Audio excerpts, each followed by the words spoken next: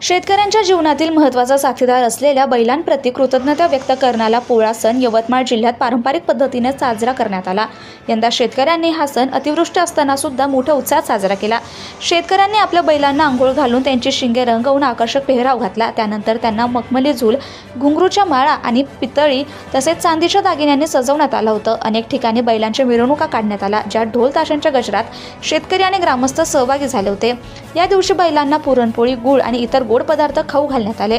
शहरातील मुख्य चौकात तसेच गावामध्ये पोळ्याच्या निमित्ताने पारंपरिक खेळांचं आणि कार्यक्रमाचं आयोजन करण्यात आलं होतं। पोळ्याच्या निमित्ताने शहरात शेतीशी संबंधित वस्तूंची दुकाने आणि विविध वस्तूंच्या विक्रीसाठी बाजारपेठा फुलल्या होत्या।